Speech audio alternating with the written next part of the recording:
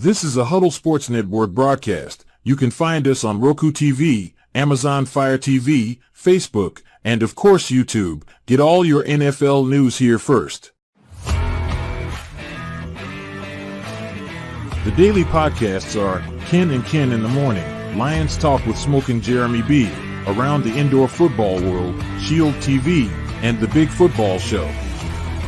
The afternoon podcasts are Valhalla Hour, Brosef Sports, WCFL Dolphins Talk, The Cheap Seats, Bodkin Show, and Spirit of Detroit Podcast. The nightly podcasts are Hallis Hall Report, Frozen Tundra Network, Wrestling Roundup, Skull Gang 365, First and 10 with Foz, Prime Sports World, The Man Cave, Prim and Proper Sports, Spitballin' Podcast, Lions Fan Cave Chat, 313 Den Podcast, Puckett, The Guys Huddle, Main Event Football Show, Let's Talk Sports, the Michigan Sports Truth Podcast, and Off the Rails. Hope you enjoy all the shows and feel free to comment, like, share, and subscribe. Hey, back again for another MMAniacs podcast, joined as always by Bare Knuckle Ken. I'm Joe. So got a lot of stuff to talk about today. We'll start with some breaking news in the MMA world / boxing world, I guess. Nate Diaz has filed a lawsuit against Fan Mio, alleging non-payment of his guaranteed purse for the fight with Jorge Masvidal that took place a couple weeks ago. Ken, your thoughts? If they're reneging on that, that's going to be a hell of a thing. And because I just saw the story of it like a day or two ago, and I couldn't believe it. When I first read it, I was thinking, okay, this has just got to be nonsense. Hello there, Yoli. Hello, Yoli. Thanks for watching. Yeah, so this is it's big news because it could potentially put Fan Mio out of business. According to the story, the promoter who booked Nate Diaz for the fight offered him a $10 million guarantee regardless of pay-per-view performance. And then he was to be paid $1 million up front, which apparently he was paid the $1 million. And then I guess the event didn't do as well as the promoter thought it would. So he's going to take a financial loss on the event. And so he apparently reached out to Diaz's management several times and asked if, can we work something out? Like, I can't afford to pay you the $10 million because I'm already taking a loss. And he even went so far as to say, my wife will divorce me for the financial loss that I'm about to take if I pay you this $10 million. And I'm sure Nate Diaz was like, that sounds like a personal problem. Shouldn't have signed the contract then. Yeah, and so that's ultimately what the case is going to come down to, because Diaz and his team of lawyers, allege that they have signed contracts and guarantee notes, numerous guarantee notes, saying that this was a flat rate fee, that he was going to be paid this money despite the performance. So it's going to be interesting. The guy even went so far as to threaten to file bankruptcy to not pay Diaz his $10 million. Oh, I didn't hear that part of that. Yeah, he went so far as to say, like, well, this might force me into bankruptcy and then you won't get anything, kind of a deal. Now, yeah, aside from the obvious, yourself out of business now. Aside from the obvious,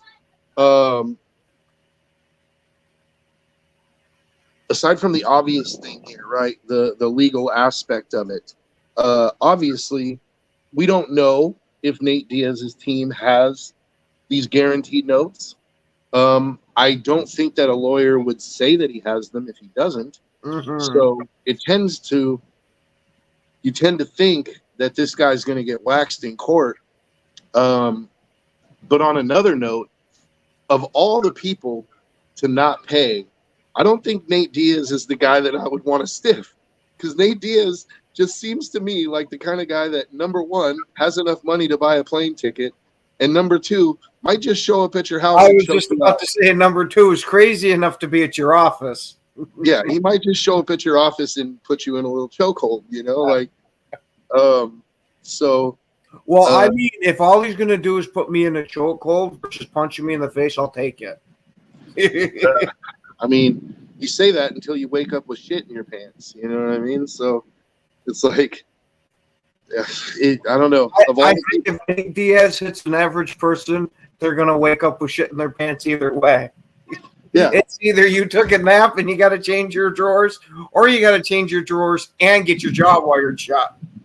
Well, there's a chance that Nate could do both, because Nate, like I said, he has money. Like he's certainly not broke. Nate, as much of a reputation as he's garnered among some MMA fans as being not the brightest guy because of the way he talks, which I'm not one of those people. I actually think Nate's a smart businessman. He's invested his money well. He doesn't drive Lambos, and he's not, living extravagantly. Like he seems to realize that, he has a finite window of making money and let his money work for him. So he can afford, good lawyers. So if he was to go and just kick this guy's ass, I mean, how much jail time is he really going to do? Yeah, but then you're definitely getting nothing to where, hey, you might really want to hit the guy, but at least this way you still got a case and you can take him to the cleaners. Well, and why not both?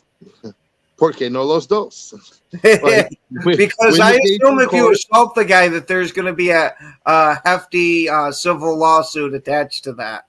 Yeah, I mean, of course, he could end up getting his $10 million back. Plus some. So, yeah, obviously, Nate's smart enough. He's probably not going to kick the guy's ass. But again, with Nate's money, Nate doesn't really have to be the one, does he? I mean, he could easily just slip a guy $50,000 and say, "Hey, go bust this guy's melon for me." And it just doesn't seem like an overall smart move. Is my general point of the thing is absolutely not. All the people to screw over. I think Nate and Masvidal, for that matter, are two guys that I wouldn't really want to screw over. Because now, not even just with that, every fighter that you're going to have for you is now going to want to be paid up front completely because nobody's going to trust you to follow through. I don't know if Fan Mio actually survives this because, like you said, like their reputation is now in the toilet, and the fighters know that they don't pay. But number two, I mean, to put this event on and to not have the money in escrow to pay your fighters, it shows a serious lack of professionalism that, beyond not even paying the fighter, like just the fact that you didn't have the money, it's sort of like a concert promoter that doesn't have the money to pay the act until the tickets are sold kind of deal. It's like, you gotta, as a promoter, you gotta have the money for the event beforehand. It just, so it seems this is going to be the end of Fan Mio as we know it, which I'm not really opposed to because the guy was pretty salty that Nate Diaz won anyway. And then actually that kind of makes me wonder if maybe that's part of the reason he's not paying. Because he expected him to lose and bet everything on him losing.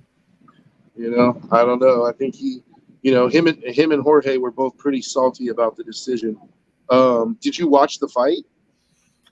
I didn't see the fight. I just saw a couple of pictures from it. I thought it was a good decision. I thought, it was a good fight. I thought Masvidal landed the more effective punches throughout the fight. He landed the harder shots, but Diaz just spammed him with jabs and the 1-2. He just kept his hand in his face, and it was scoring. And I think that ultimately told the tale. Diaz won on rounds. He never really had Masvidal in any kind of trouble. But it's not it's a boxing match, not a knockout match, right? So, like, there's a scoring system, and Nate Diaz won on the scoring system. Mm-hmm. I thought it was a good decision. You know, I don't want to see it again in a boxing ring. I wouldn't mind seeing them go back to MMA and fight again, because I really would like to see Nate get that loss back. You know, like I'd like to see him choke Masvidal out. I Nate was got going to robbed in say, that. Nate's got some damn good jujitsu. Yeah, he got robbed in that fight. I mean, well, let me rephrase that. Masvidal was putting the work in on Diaz in that fight, you know, but it got stopped right when Masvidal was starting to get tired, and it was like finally going to be Nate's turn, you know, and then the doctor stopped it, and that's what pissed me off. Is like Nate was just starting to, it was about to be his turn to do some ass whooping, and they stopped the fight. So you know, when they stopped it, it was really one sided. Like, yeah, you know, you can say Masvidal will wipe the floor with him, but we never got to see rounds 4 and 5. And Masvidal at the end of the third round had his hands over his head like this, like, ooh, ooh. So like that was Nate's turn, you know. Like I was like, at the end of that third round, that's exactly what I was yelling at the screen. I was like, Nate's turn. Now it's Nate's turn. Like, you know, I expected Nate to start to put the pressure on him. So yeah, I wouldn't want to see the boxing match again. The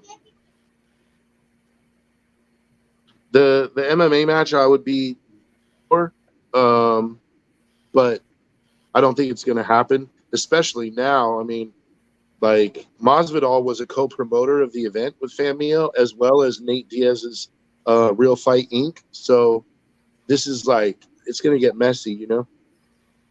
I think Famio is probably going to end up getting put out of business. Yeah, but And this rightfully so.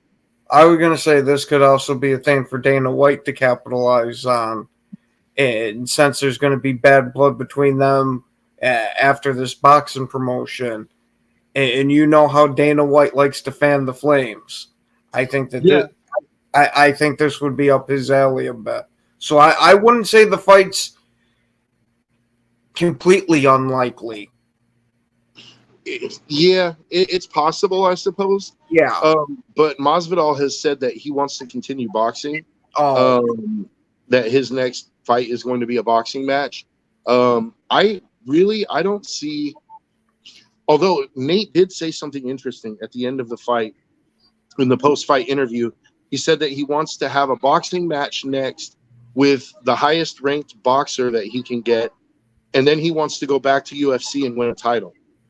So, you know, he did fight Leon Edwards already, and you know, like Leon pretty much dominated the first 4 rounds as far as striking goes, but he never really had Nate in any kind of trouble.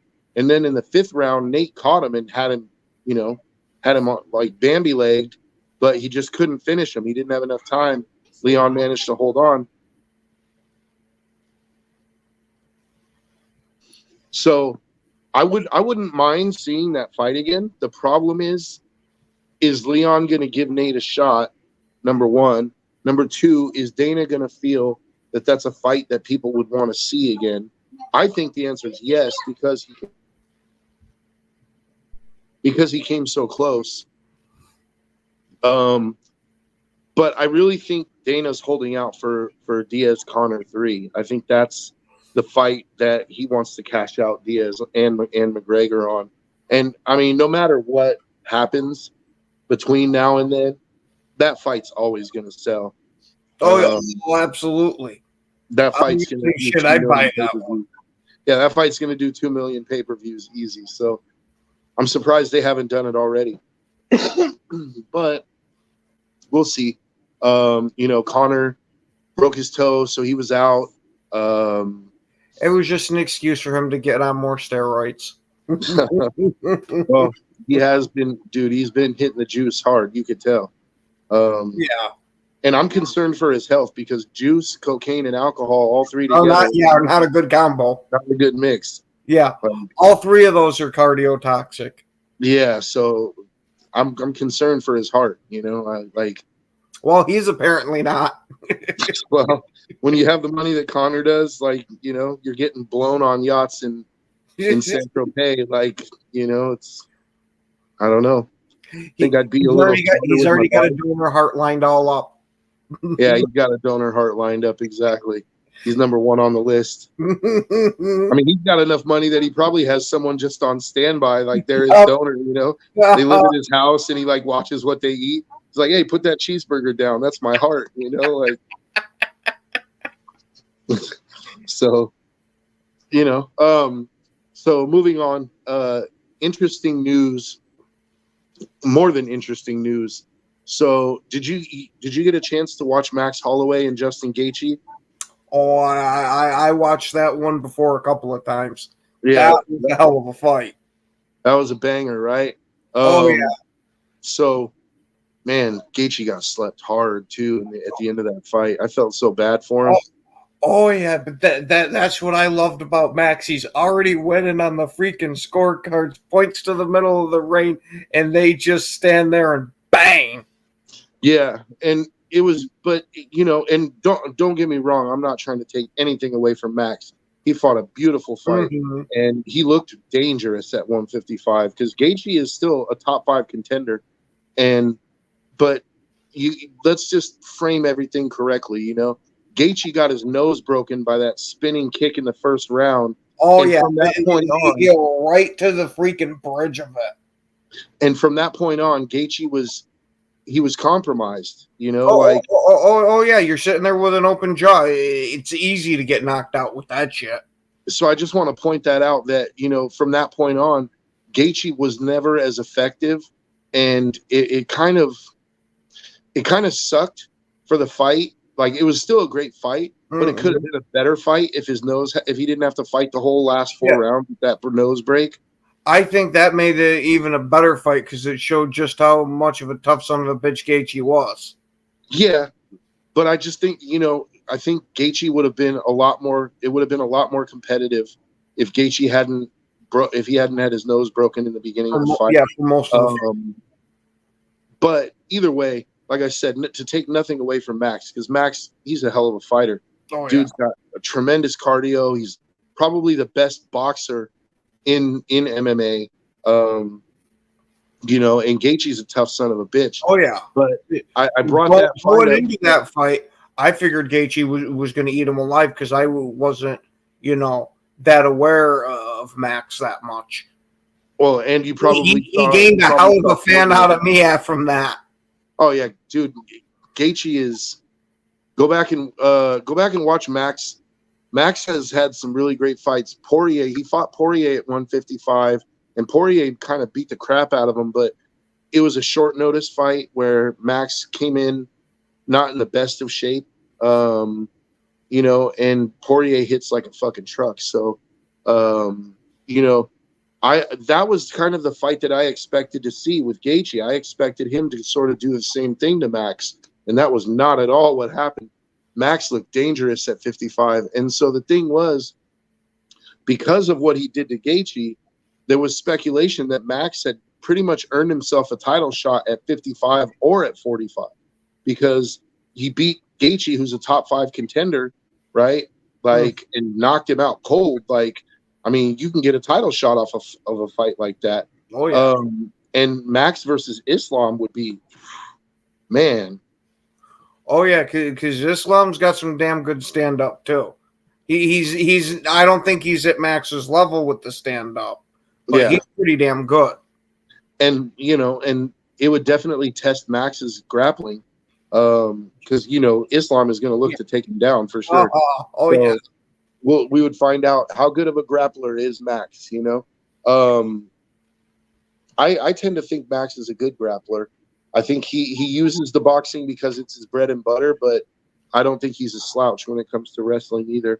I don't know if he's on Islam's level. Oh, we're gonna say he's on Islam's level, other than Khabib. But so that I was thinking that was the fight that they were gonna make, but instead Max decided to take the title shot at 145 against Ilia Topuria, which, let's just get it out of the way. This fight is going to be a fucking banger, dude. Oh, yeah. Both these guys love to box. Ilya can wrestle too, but he's going to look to knock Max out. You saw what he did to Volkanovski just recently, slept him. Now, to be fair, Volkanovski was coming in off, only a few months after getting head kicked by Islam. So, it's possible that Volk's chin wasn't at full strength. You know what I mean? Like, when you get concussed like that, you need to give your brain time to heal, And, well, even not even just time. Once you get that real good knockout, your chin becomes weaker each time you get knocked out after that. yeah, you're talking about chin crack. Yep. Where, once your chin is cracked, it's like the crack doesn't heal. It's the Chuck Liddell syndrome, Like Chuck could take a punch until he couldn't, and then like all of a sudden guys that shouldn't be knocking him out are knocking him out cold, So I don't think Volk's chin is gone, but I think we're going to find out. I think, Volk should take some time off, heal up, and then we'll find out if his chin is cracked, like in his next fight, if he is chinny or not.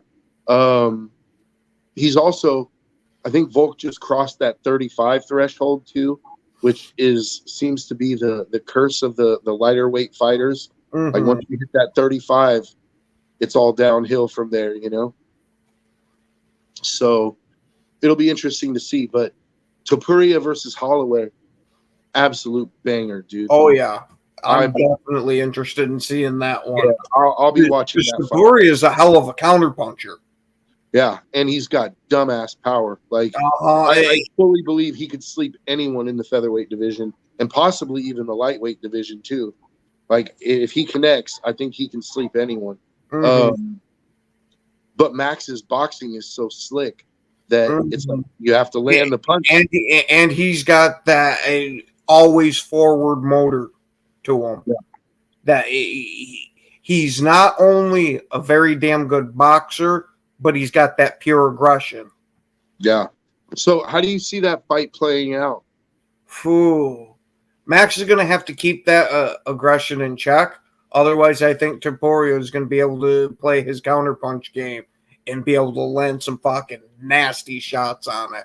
Now, we've seen that Max can sure as hell take a punch, so you don't know if it's actually going to drop him, but if anyone's gonna... Well, he didn't get knocked out by Poirier, and Poirier landed some mean shots. I mean, he stumbled Max a few times, but wasn't able to put him out. And Poirier has knockout power. He can knock a guy out cold, too, with one shot. So, I think Max's chin is there, but Topuria, sometimes chin doesn't matter, dude. Like, it's just simple science. If you hit a guy with a certain amount of pressure in the right spot, it doesn't matter if he's Superman. The brain is going to shut off, So it's more a matter of shot placement. If Topuria can land right on the chin or right on the jaw with the right amount of pressure, he can put him out. The same can be said for Max, as we saw with Gaethje, right? Like Max could put him out cold too. So how do you see that fight playing out as far as like, give me a prediction for that fight? How does it end? What round? Is it a knockout? Is it a decision? And go ahead and get into your breakdown a little bit. You already started. You said you think that Max needs to control his aggression and not chase Topuria, right? Yes, because Topuria, from what I've seen, his counterpunching, and not only that, his head movement and footwork are freaking outstanding to where I think with his style, it's almost the perfect counter to Max's aggression.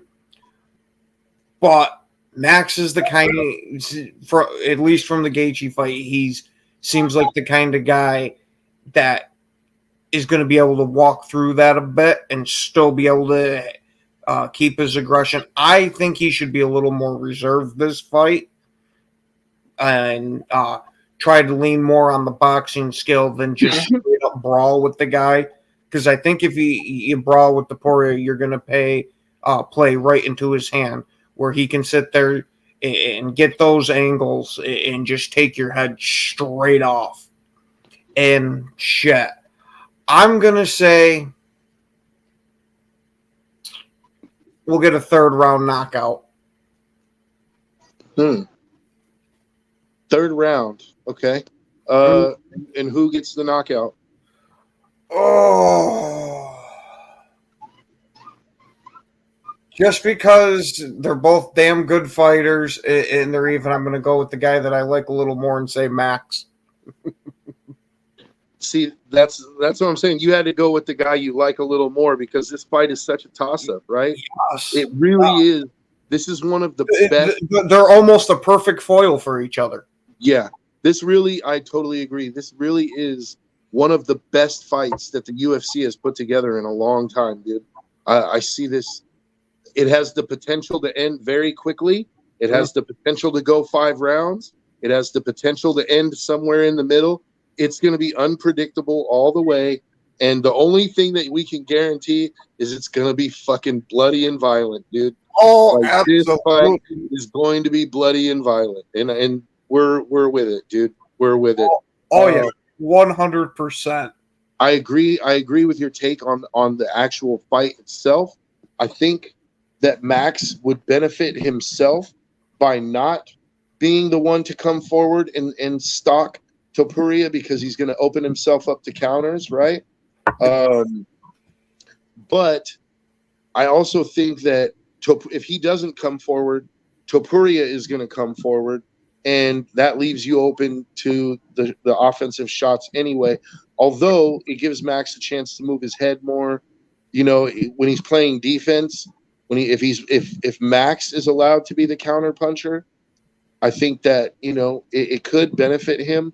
But Topuria is just so dangerous that I don't know if I want to play that game with him for 5 rounds. Like, if you have a chance to be the cat or be the mouse and you're Max, I think I'd rather be the cat because, being the mouse is, I don't know. It's not a situation that I want to walk into anyway. Like, you know what I'm saying? I don't want to be the cat or the mouse. I think I'd rather just not fight Ilia Topuria. But because that dude knocks people out ugly. Like, he knocks them out bad, But shit, and not only that, with how his stance is, he gives you a very small window of somewhere to connect. Yeah, but Max has pinpoint boxing. I'm not worried about that. I know that Max has power, but I don't know if Max has the one punch knockout power to take Topuria out with one shot. I think Max is more of a volume guy, and I think his best bet is going to be to just piece him up and just let pour the volume on, and eventually he can overwhelm him. But I mean, that shot he landed on Gaethje, but Gaethje's mouth was open, so it's I don't know. It's such a hard fight to call. All he's got to do is kick the guy in the nose again, and he's set square up. This is such a hard fight to call, and usually I don't have this much of a problem picking a winner in a fight because there are tangibles that we can see. Like, so let's break this fight down based off of attributes. Before I make my pick, I think I want to we'll break it down by attributes first. So let's start with speed. Who do you give the edge to in speed?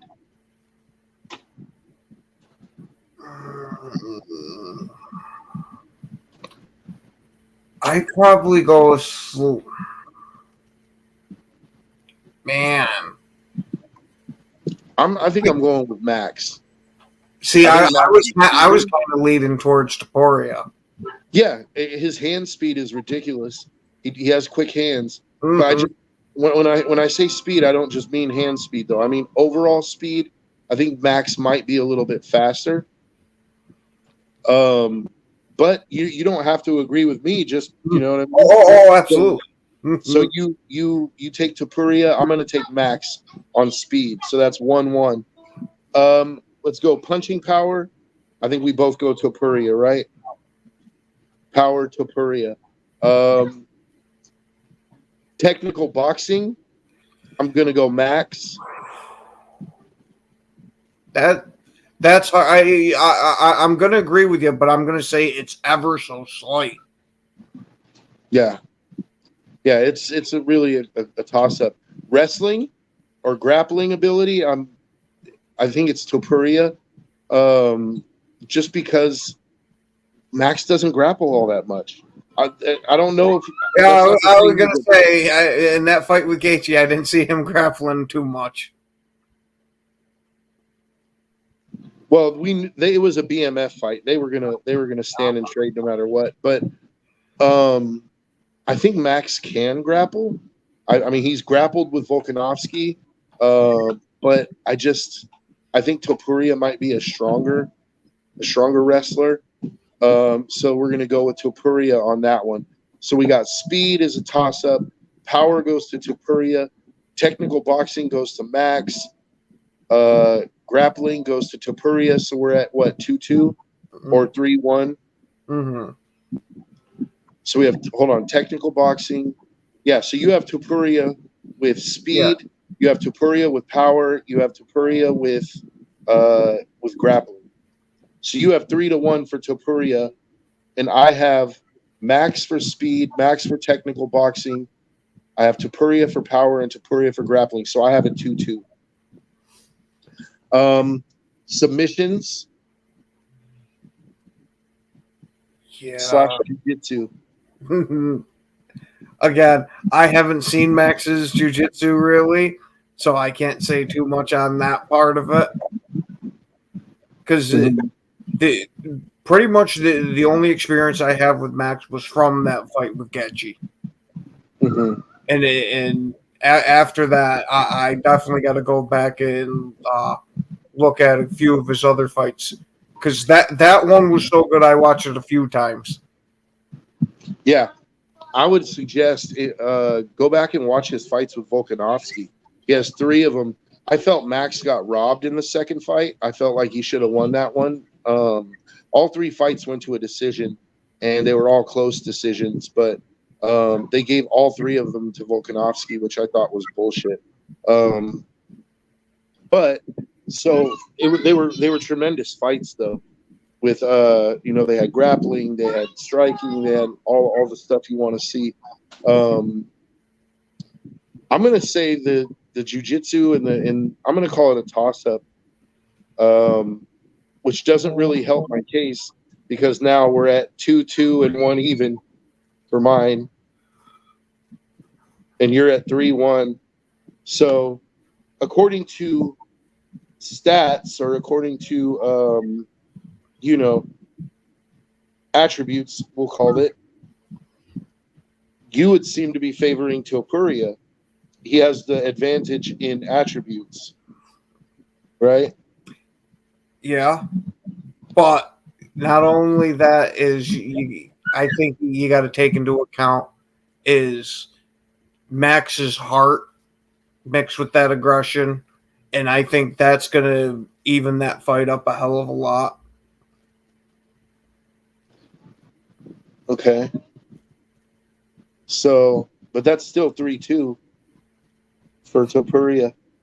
See, because I haven't made my pick yet. I want Max to win. Mm-hmm. I want Max to win. But picking against Topuria is hard. Yep. Because he just has that. He has that eraser, dude. That one punch that could change everything. And I just don't know if Max is going to be able to do that to him, to shut his lights out with one shot. Max has to be almost perfect for the whole fight, I'll say this. I think if Topuria wins, it's going to be by knockout. And I think if Max wins, I think there's a better chance that he wins by decision. Yep.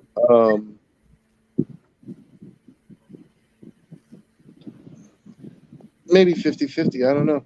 Uh-huh. God, that's such a hard fight to call, man.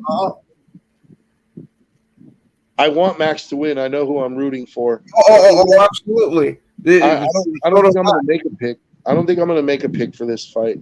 Hmm. You know what? That's kind of pussy shit if I don't make a pick. I'm going Max, dude. Yeah. I'm going Max. I'm with you. I decided mine, like I said, on which one I had happened to like more.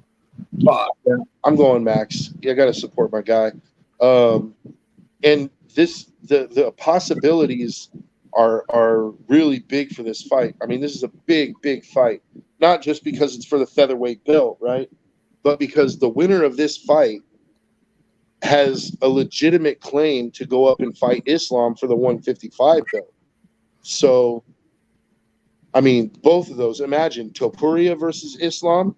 Whew, that's a phenomenal fight, right? Max versus Islam. Phenomenal fight. that'd be a good man. It'd be a good fight, but I almost think Topuria would be better against Islam Because of his power. because of his power, his counter punching, and like you said, he's got the edge over Max in grappling. And fighting with Islam, you're going to have to grapple at some point. Yeah. The only reason I gave Topuria the edge in grappling, though, is that I've seen him grapple more than I've seen. Max grapples, but Max doesn't use it as a weapon. Max is not the kind of guy that wants to offensively grapple. I think his defensive grappling is good enough, but with Islam, I mean, nobody seems to be able to avoid being taken down by Islam. So it's, either one of those fights, though, is an absolute. Yeah, I'm not arguing against that point. Yeah, either one of those fights I think is awesome. And it gives Max a chance because Max is the BMF belt holder right now. If he goes and takes the featherweight belt, now he's the 2-time champ at featherweight. If he can go up and fight Islam and take that belt, now he's a two division champ and the BMF. I mean, yeah, that's going to skyrocket his career. Anybody who beats Islam, I think, is going to skyrocket their career. Anybody who beats Islam is going straight to the top. And, as much as, we'll put it this way. I love Jose Aldo. To me, Jose Aldo is the greatest featherweight of all time. I think he's better than Volkanovski. His reign of dominance was just so long, and he just killed so many dudes, right? And then he lost in that. He lost to McGregor, and it was never quite the same. I don't think even Volkanovski has managed to surpass him, although Volkanovski is close. But I think if Max regains the belt and then goes up and beats Islam, that's we're going to say that being a two-time champ and beating the guy that nobody can beat.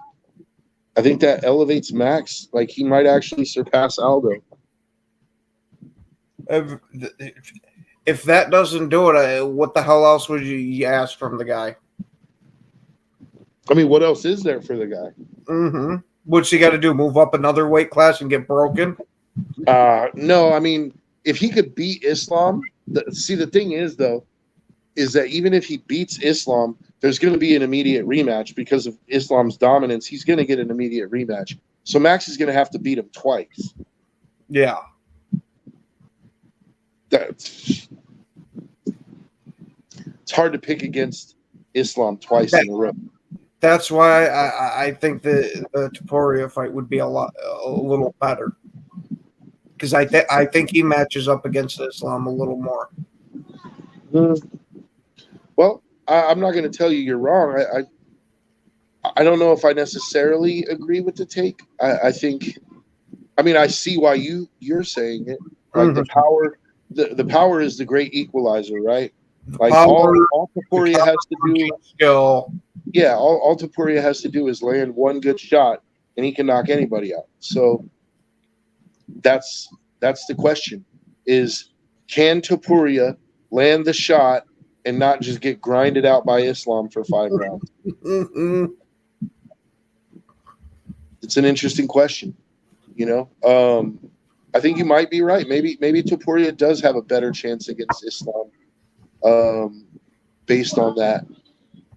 But I would like to see either of those fights. Yeah, so would I.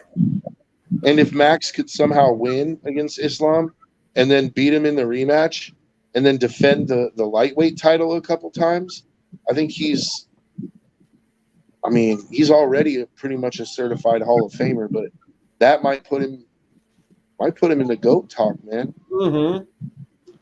Like that might put him in the GOAT conversation if he can, to win the BMF, to win the 2-time featherweight champ, to beat Islam, and then to defend the lightweight belt a couple times. I mean, does that put him on GSP level?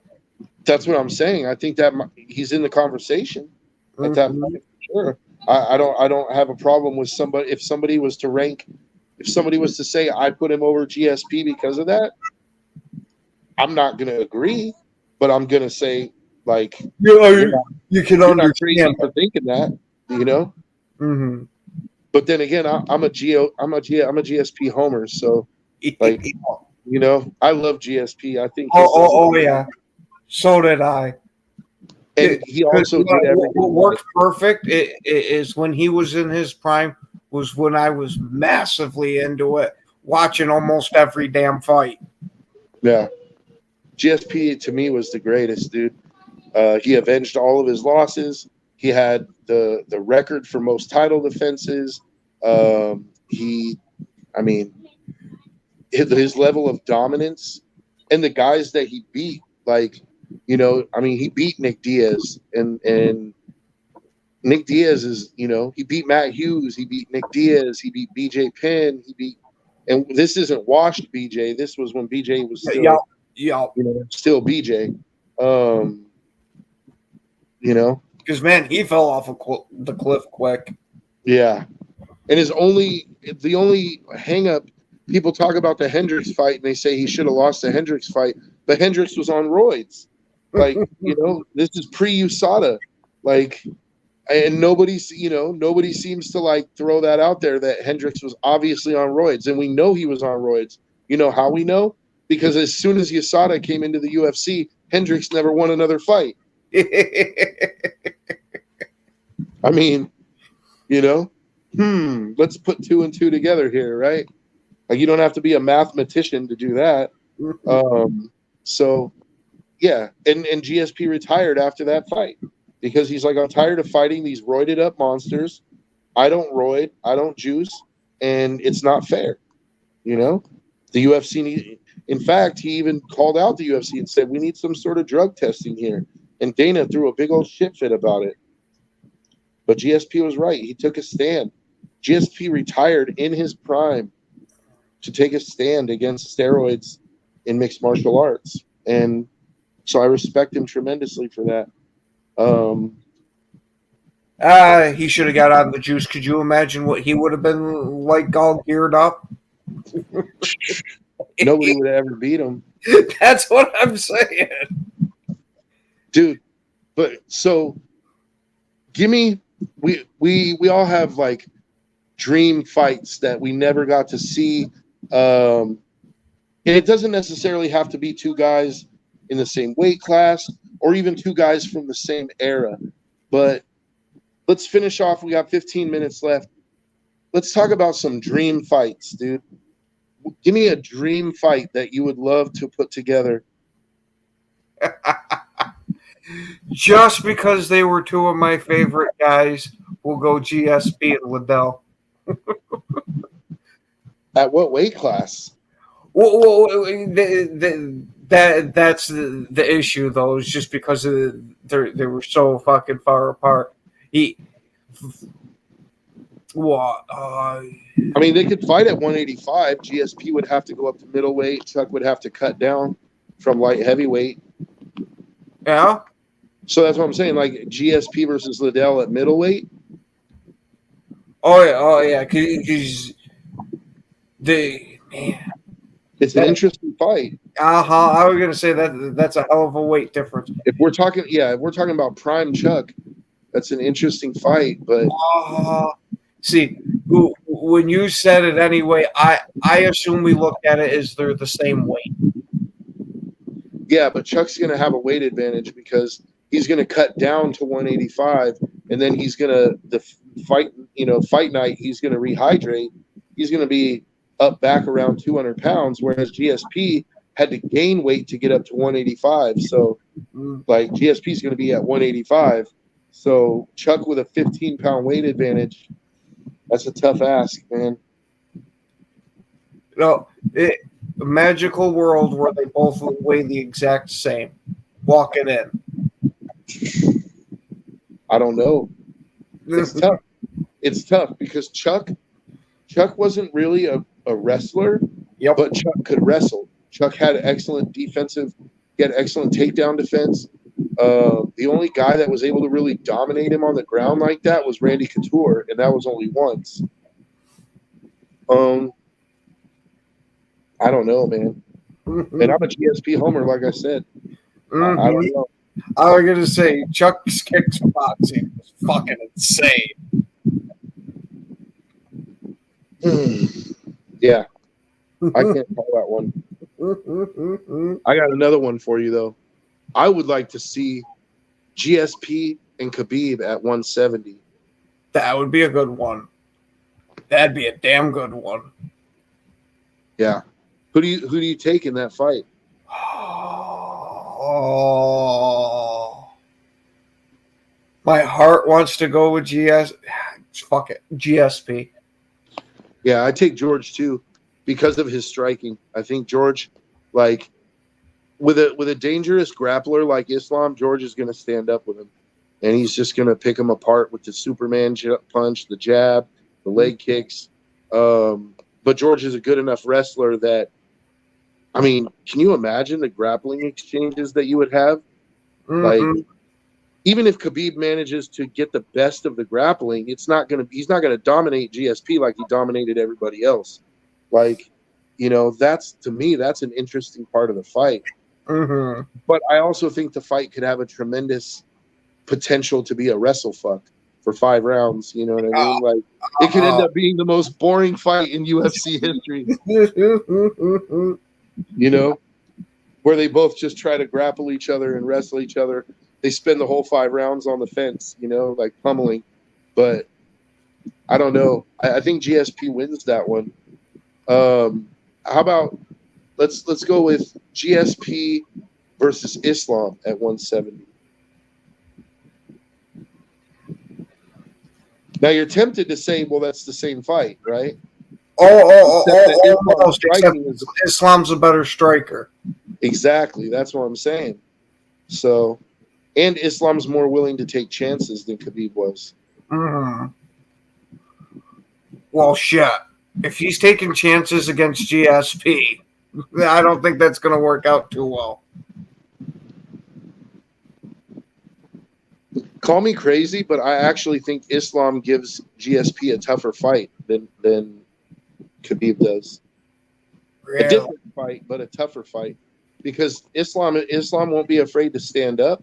And not that Khabib is afraid. I'm just saying Khabib has never been known as a tremendous striker. Yeah. His striking, I will say this, his striking is underrated. I thought he struck pretty well with Conor in their fight. But GSP, his striking was on a whole nother level. Whereas Islam has legitimate knockouts over Volkanovski, who's a tremendous striker. He's also got the grappling and submission game. Like, I think Islam gives him a better fight, if I'm being honest. I for me, I pick GSP over Khabib, but with Islam, I'm leaning towards toss-up. See, but I favor GSP just a little bit. Yeah, I see it with him taking those chances that how good GSP striking and jiu-jitsu was. Mhm. He's going to make him pay for it. All right. So how about we go? Here's another one. Prime Anderson Silva, pre-leg break, Prime Anderson Silva versus Israel Adesanya.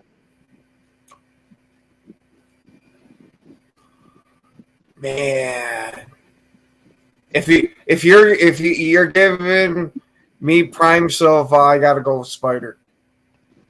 Yeah, me too. He was a next level fighter. Now, don't get me wrong, Adesanya is a damn good fighter and all. But Anderson Silva, when he was in his prime, was just a monster. And for me, it comes down to his jiu-jitsu game. Like, I think that Anderson, on the feet, I think that they're both very dangerous. So I think that kind of washes. But I think the ground game, Silva's a high-level black belt, and I think that's where the his advantage lies. Is basically, can he force Adesanya to take him down, or to try to take him down? And I don't know. It'd be a fun striking match too. Oh, It'd be yeah. like a fun match. Shit, where punches are coming from the crowd with how long they are. Yeah, that'd be an excellent fight. Okay, let's see. John Jones versus Alex Pereira at heavyweight right now. I got to go with Jones. Why? Because from what I've seen from Jones, he's extremely dominant. Now, you can take from that what you will with his known use of steroids, but he was still dominant nonetheless. But why do you take Jones? Like, I get the dominance aspect of it, but why specifically do you think he beats Pereira? Is it the wrestling? Is it the length? Like, what is it? Yes, all the above is what it is. Is I haven't seen too many guys be able to deal with John Jones because of the combination of his striking and his phenomenal wrestling. See, he's a Central New York guy. He grew up, I'm pretty sure it was Rochester. Mm-hmm. And wrestling is huge throughout here. So there's a reason why he's a damn good wrestler. Well, and he has the natural advantages. I mean, he's tall and he's super long. He has tremendous reach with both his legs and his arms. He's got tremendous wrestling. His jiu-jitsu is great. His offense, his ground and pound is phenomenal. But I think that fight's closer. Elbows that turn your head backwards. I think that fight's closer than people think. Unless Jones gets it to the ground early. If Jones takes him down early, it's a wash. I think he'll wipe out Pereira. Jones's grappling is extremely great, but you think he can get around that length of Jones? I think Poatan has his own length, and he has tremendous reach, and that left hook is an eraser, dude. Like that left hand, it's one hitter quitter. I fully believe he could one hitter quitter Jones if he can land that left hand. So it's just a matter of like, because Jones is going to have to engage, Yeah, how old is Jones now? He's got to be pushing 40. Yeah, I thought he was somewhere in his mid-late 30s. Yeah, he's in his late 30s for sure. I would say he's probably close to 40, if not 40. But he's still, I mean, the steroids keep him young. But I don't know, man. I just think, like I said, if Jones takes him down right away, Jones will dominate the fight. But if Poatan can keep the fight standing for a round, I think he has a legit shot. I think I could see him knocking out John Jones, which is crazy to say. That's what I was going to say. Good luck with that. Crazy to say, but At this point, I mean, dude, just look at Poaton's career in MMA so far. You know, he has like 13 fights, and he's already a 2 division champ. He's knocked out the greatest, knocked out Adesanya. He's knocked out Yuri. He's knocked out, you know, former champ Jamal Hill. Like, I mean, who can beat this guy? Adesanya got lucky with that one shot, you know, that well-placed shot. Other than that, I don't know, man. It's a tough one. Let's see. Let's think of another. Let's do a lower weight fight, a lower weight dream fight. Ooh,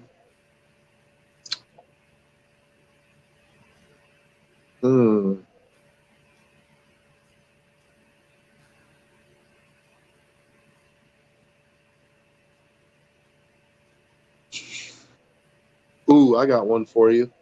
Let's go. We'll do it at featherweight at 145. Even though I don't know if he's fought at 145, but he was the bantamweight champion for a long time. I believe he could make 45. He could be competitive there. Prime TJ Dillashaw versus Prime Jose Aldo. Okay, let me look up Dillashaw so I can get his picture, because that's how I'm going to have to remember him, because I don't remember the name offhand. Oh, Dillashaw, man, he was a cheater too. He tested positive for EPO, and you know he threatened. I mean, he copped to it. Didn't serve the 2-year suspension. Got his shoulder. Okay. Now his shoulder's jacked, and he's retired because of it. But Dillashaw in his prime was you know who Corey Sandhagen is?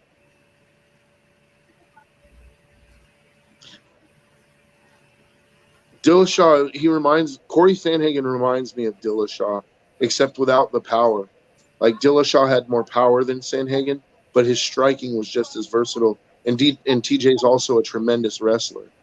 So that would be interesting. No, but he looks a lot like fucking Forrest Griffin. TJ Dillashaw?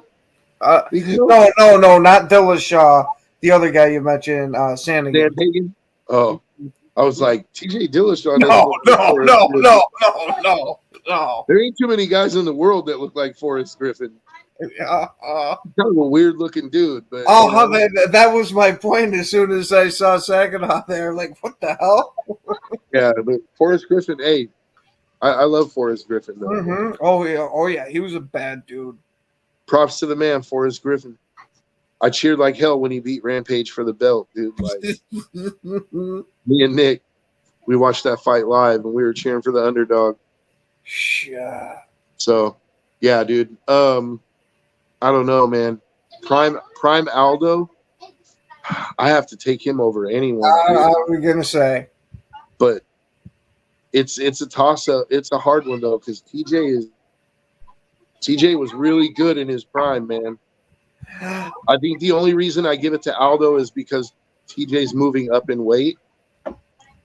So I got a super strange one for you. Massive time difference. Prime Ken Shamrock versus Khabib. And that would definitely be a wrestle fuck. Yeah, but at what weight? I mean, I don't. I mean, if we're going like UFC 1, where it's like no weight classes, is that what you're talking about? Yes. Like no rules, no weight classes? Like when he was sitting there wrestling Gracie for a fucking hour and a half. Well, I don't know, man, because like as much as you would want to favor Ken because of the weight, like Khabib wrestled bears. Yeah, Khabib grew up wrestling Ken was a hell of a shoot wrestler. Yeah, but Khabib wrestled bears. Like bears are stronger than humans, dude. That kid grew up wrestling bears. Like his dad, you know that, right? His dad had a black bear that was like a pet, and Khabib grew up like the bear was a cub when Khabib was a kid, and so they grew up together wrestling each other, and somehow Khabib managed to not get mauled by this bear, and he wrestled with this bear. Imagine like how much stronger a bear is, and Khabib is wrestling this bear. That's Mm. why he has the grappling he has, I believe, dude. So, you know what? We're out of time. Yep.